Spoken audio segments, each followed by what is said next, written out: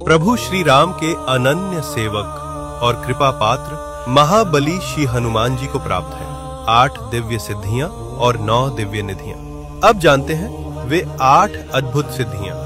अनेमा, बहुत छोटा हो जाना। हनुमान जी ने इस सिद्धि का प्रयोग लंका का निरीक्षण करते समय किया। महिमा, बहुत बड़ा हो जाना। सूर्य को निगलने के लिए हनुमान जी ने विराट रूप धारण किया था। गरिमा, बहुत भारी हो जाना। महाभारत काल में महाबली भीम का घमंड तोड़ने के लिए हनुमान जी इतने भारी हो गए कि भीम उनकी पूंछ तक नहीं हिला सके। लघिमा, बहुत हल्का बन जाना। हनुमान जी इस सिद्धि से हवा में उड़ने में सक्षम हुए।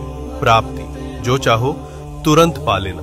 पशु पक्षियों से बात करना। माता सीता की खोज में हनुमान जी ने पशु पक्षियों से संवाद किया। प्राकाम्य, मन चाहा रूप लेना। दीर्घ काल तक युवा रह पाना। किसी भी लोक में जा सकना।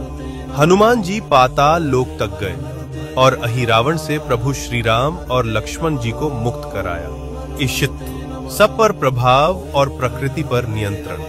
वानर सेना का संचालन, रणनीति और युद्ध नीति, सब कुछ इसी सिद्धि से संभव हुआ। वशित्व, किसी को भी वश में कर पाना। इंद्रियों पर पूर्ण नियंत्रण, इसी सिद्धि के प्रभाव से हनुमान जी का अपनी इंद्रियों पर पूर्ण नियंत्रण हुआ। हनुमान जी एक साथ कई सिद्धियों का प्रयोग भी कर सकते हैं। हनुमान जी ने लंका दहन के समय और संजीवनी बूटी के लिए पूरा पर्वत उठाया और आकाश मार्ग से उड़े, तो उस क्षण उन्होंने एक साथ महिमा, लघिमा और गरिमा, इन तीनों सिद्धियों का अद्भुत संगम से किया। अब जानते हैं नव निधियां, जो हनुमान जी की कृपा से प्राप्त होती हैं। पद्म निधि, जिससे भक्त को प्राप्त होता है धन, सौभाग्य और संतोष।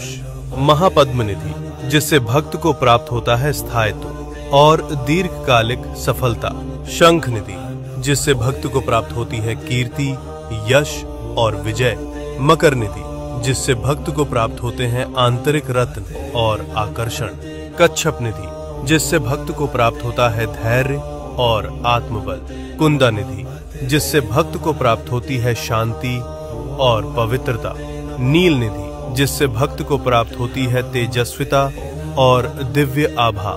मुकुंदा निधि, जिससे भक्त को प्राप्त होता है मोक्ष और आत्मानंद। खर्व निधि, जिससे भक्त को प्राप्त होता है अंतर्ज्ञान और गूढ़ शक्ति। जो समर्पण भाव से महाबली हनुमान जी की शरण में आता है, उसे अष्ट सिद्धियां और नव निधियों का वरदान प्राप्त होता है।